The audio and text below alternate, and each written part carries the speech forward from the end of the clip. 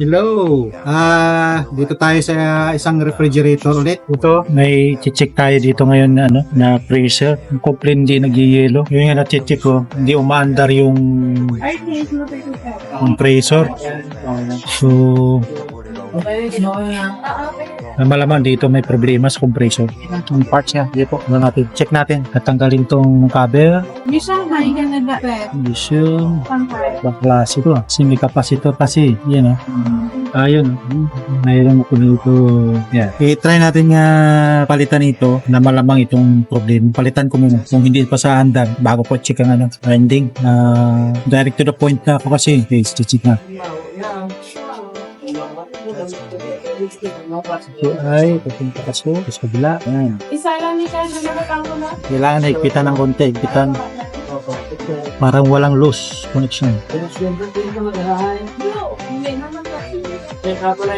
Yan. Tapos ito naman. Ito sa running. Ito sa baba. Dito. Yan. Tapos ito sa running. Hindi.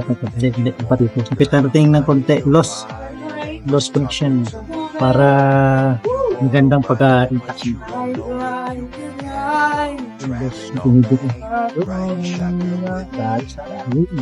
Try na natin. I-check natin kung ilang microfarads. 5 microfarads yan. Yan, 5. So nakuha natin ay 4.9. So 5 microfarads na to. Ibig sabihin okay itong ang kapasitor. Okay yung kapasitor. Ang may problema ay ang compressor ang problema nito.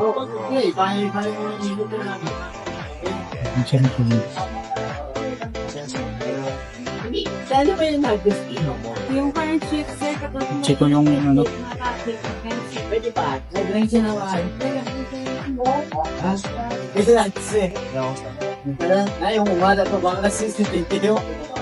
ay ang leak dito ay doon pa rin sa yung heat exchanger. Yun ang may leak. Ngayon, binaypass ko na at nilagyan ko muli ng coil doon. Ito ay inverter, Panasonic inverter. So medyo mahirap lang pero so far okay na rin. Ayos na rin. So kailangan na natin ipalamigin ng konti at saka i-leak test na natin. Leak test natin bago natin pa-vacuum. Kasi ang nangyari dito lagi lang daw laging hindi lumalamig tapos nakargahan lang. So ibig sabihin ang oil naman ay hindi naman amoy acidic. So parang hindi naman sa dito. Yun nga ang nakita ko dito, yung leak, yung heat exchanger na tube. Yun ang may leak dito. So hinihinan ko na. Yan.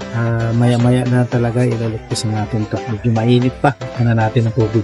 Kahit paano ito lang, higit na banda na lamig-lamig lang siya para malagyan natin ang dito at malagyan ng pressure liligpis. Okay, medyo malamig naman.